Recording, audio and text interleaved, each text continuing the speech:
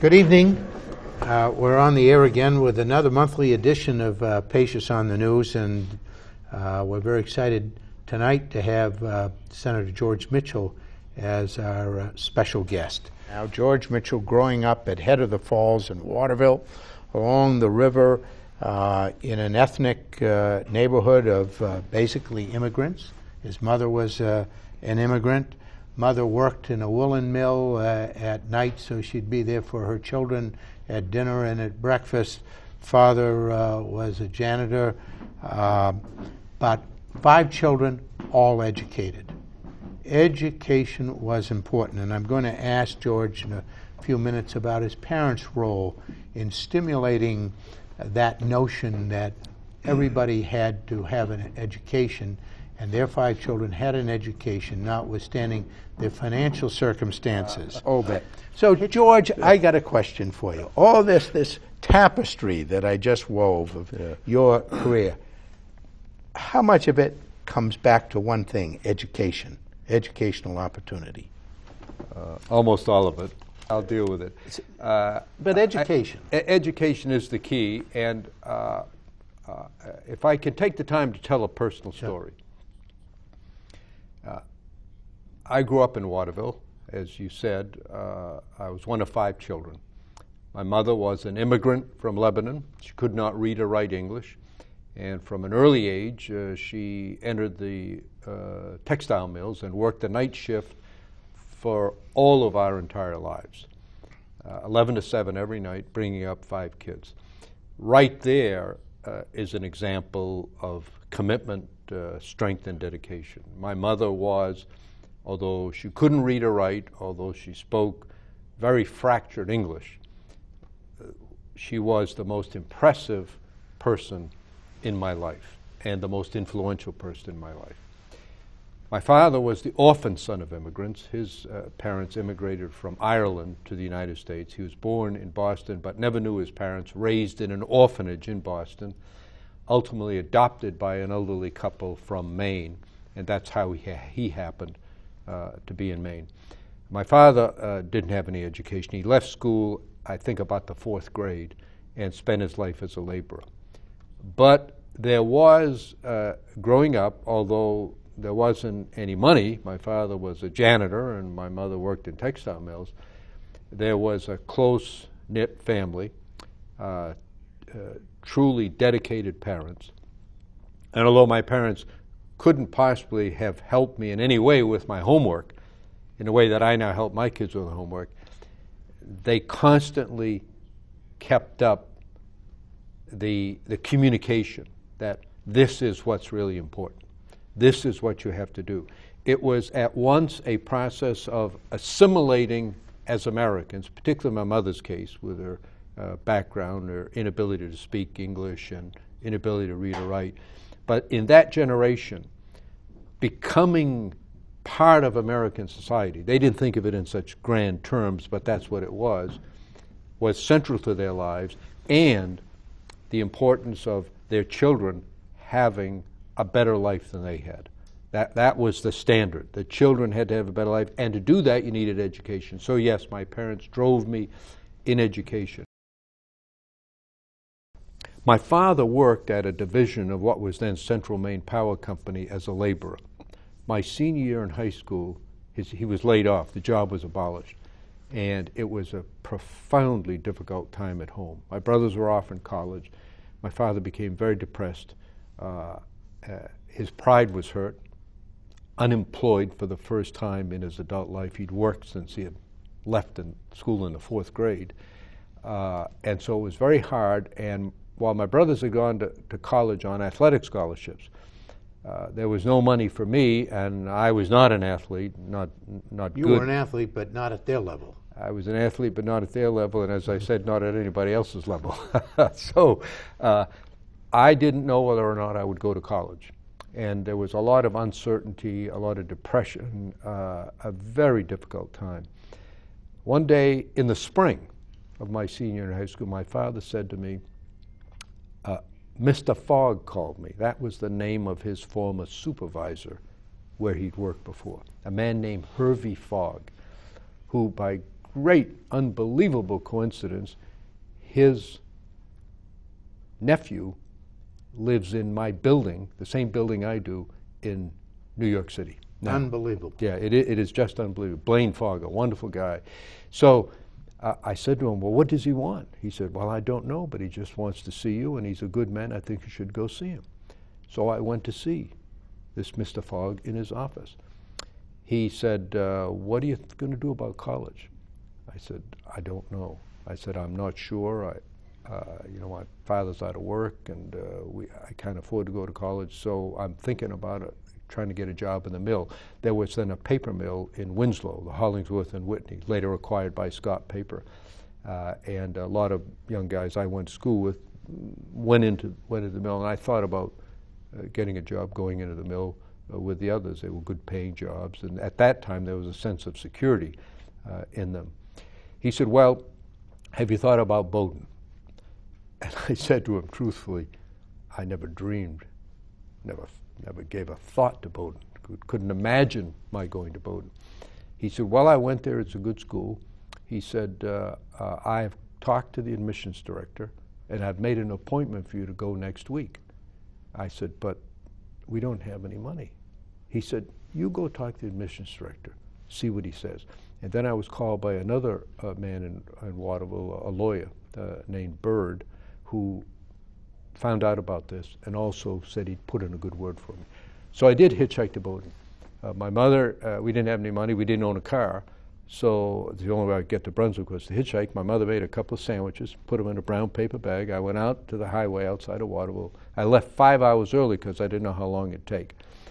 5 minutes after I got on the highway, a driver picks me up. Very nice man, asked me where I'm going. This is long before the interstate was Long around. before the interstate, yes. This would be in 1950.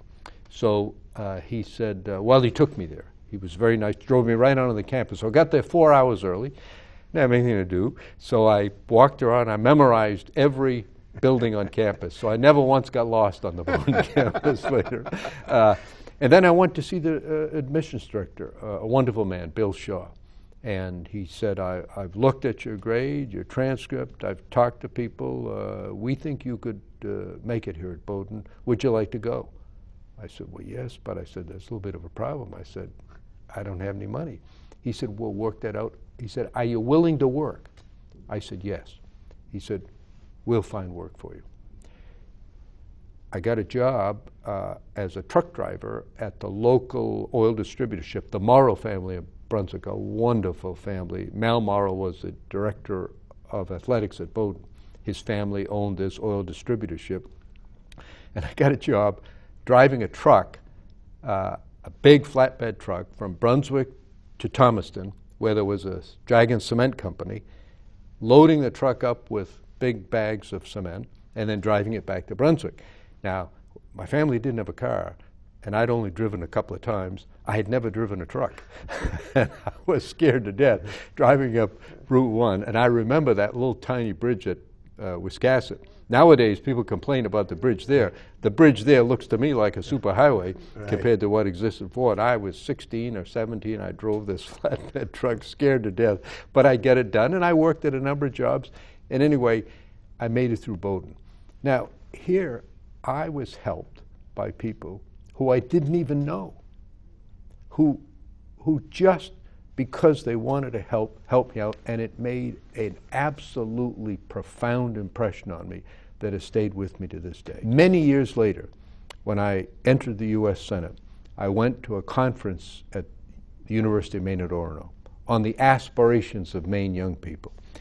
And it was deeply affecting because a lot of the young kids, particularly from the rural and poor areas, had low aspirations. And one of the men at the conference said to me, Senator, he said, with your background, you ought to get around to these schools in Maine and get up and let kids see you so they can see that someone just like them was able to become a U.S. Senator. And so I then set out on a project of visiting every single high school in Maine. And I did. I went to every single high school. I spoke at the graduation at every high school. The last three were the three islands, Vinyl Haven, North Haven, and Islesboro. I went to most schools a second time to meet with assemblies and smaller groups. And my message is very simple to these kids. You are as good as anybody else. You can compete anywhere. Aim high. The only failure is not trying. That was my message, delivered in a few more words than that. And that led me to create the Mitchell Scholarship Fund. And now, as you know, Harold, because you've been very helpful in it, we give out a $6,000 a year scholarship, a $6,000 total scholarship to one graduate from every one of Maine's 130 high schools.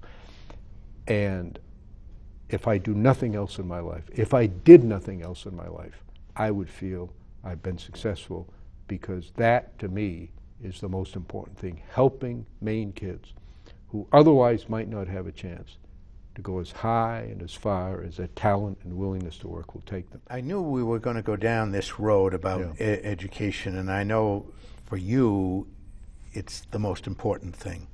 And how many kids have received scholarships from the Mitchell Scholarship Institute now since you founded it? About 1,800 have received about $8 million in direct assistance. And of course the number goes up each year. There's 130 public high schools in Maine. So by next year it'll be 1,930 and so increase progressively. So 4 times 130 at any one time in colleges in Maine. Over 500 kids today are recipients, are Mitchell Scholars. That's right. Most of them in Maine, not all of them. We permit youngsters to go wherever they want. Each year there'll be several go to top universities around the country, but we are proud of the fact that a majority choose to stay in Maine, to be educated in Maine, and a majority of those live in Maine.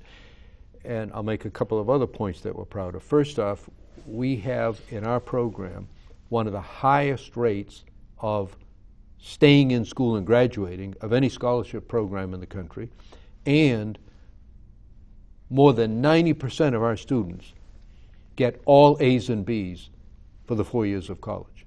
Never get anything other than A's and B's, and since need is one of the factors, need, academic potential, and public service commitment, they tend to come from families in Maine that are relatively poor, many of them the first person in their family ever to go to college. Myself, and a lot of these kids are going to be just like that. They need nurturing. They need security. They need to know that they will improve each year.